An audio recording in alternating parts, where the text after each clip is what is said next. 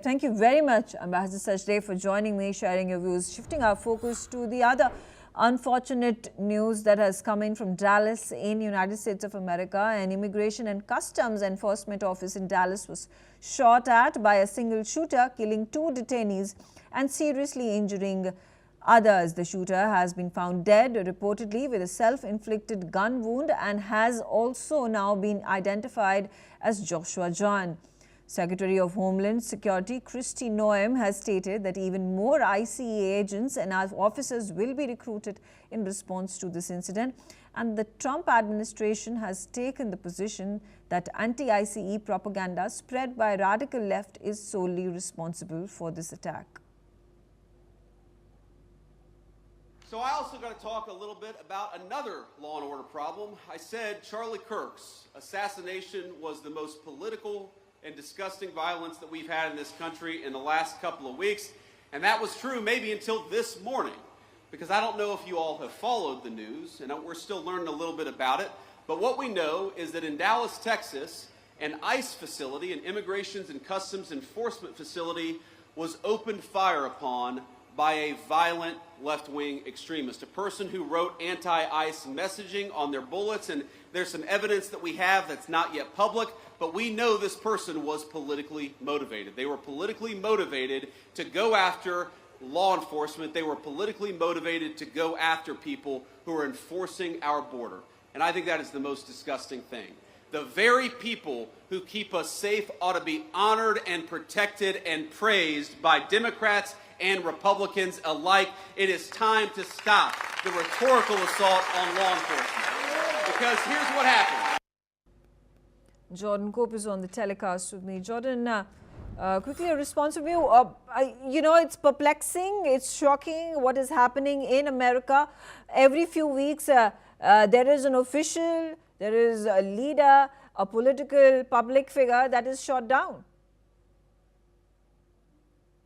America is a big country. It's a country of over 320 million people. And unfortunately, with every country with a sizable population, one can probably reasonably expect tragic incidents like these happening every now and then. All of this being said, in the greater context of things, the fact that these 2 terrorist attacks, and I will call them terrorist attacks, have happened in recent weeks, really calls into question the unity and cohesion of the United States at this time. It's a very troubling time. However, I will add that the Trump administration and the Department of Homeland Security have recently released reports seeming to suggest that violent crime, even despite these recent terrorist attacks, is actually lower than in previous times. Apparently, a recent report released by the DHS suggests that violent crime is down 17% since the beginning of Trump's term. All of this being said, it's a very tragic time, and whatever one's politics are, one surely can realize that ICE detainees do not deserve to die. And it appears, though, however, that the terrorist involved in today's attacks, as indicated by one of his bullets that said anti-ICE on it, actually probably intended to target ICE agents as opposed to ICE detainees. All of this being said, a very tragic incident, and we await for more information to unravel. But what we do know right now is that apparently Mexican state officials have identified at least some of the victims as members of their own country, as citizens of their own country. And based on some local intel that I have managed to gather, even though one has died as a result of the gunshots, 2 apparently are in critical condition. Yes. And according to my local sources, they really are in critical condition and might not be expected to make it.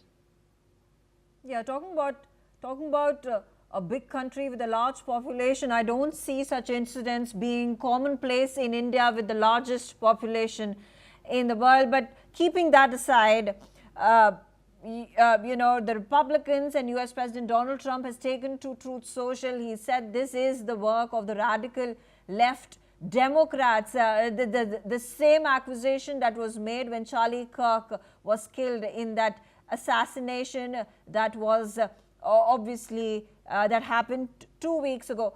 what are the chances at this point of time that a group at this point of time is being targeted? What is the evidence that it was in fact some radical left Democrats that were behind these two orchestrated attacks? I don't necessarily think that both of these events have been targeted by one organization per se. I will say that Donald Trump has been actively working to designate the Antifa, the anti-fascist organization, as a terrorist group. All of this being said, the Charlie Kirk assassination not only was probably the biggest assassination in the United States in my lifetime, one of the most tragic as well, and what it really represented was an attack on conservative activists coming to college campuses trying to promote free speech. The symbolism of the assassination was almost just as tragic as the fact that his family was present at the time. And so it's very clearly a political assassination attempt. Charlie Kirk was a predominant figure amongst the conservative activist movement in America, seeking to promote dialogue, seeking to promote free speech, seeking to promote conservative ideals on campuses, which are frequently known to be bastions for leftist ideas and leftist movements.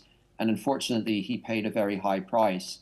And now today what we've seen is the attack in Dallas. It's very clear that it was politically motivated, as on one of the bullets, it clearly said anti-ICE. The assassin involved in today's attempt killed the people that he might have actually tried to protect. And that's unfortunately the danger and the tragedy of terrorism. It's reckless, it's irresponsible, and it's something we should condemn, regardless of whatever side it is occurring on. But I think both of these attacks also need to make us realize that perhaps it's time to talk about radicalism amongst leftist elements in the United States. And the fact that these attacks have occurred in a short period of time really calls into question what people are doing to stop leftist terrorism in the West that perhaps we've tolerated for far too long. Okay, thank you, Jordan Cope, for sharing your views on this unfortunate event that has taken place in Dallas. Shifting our focus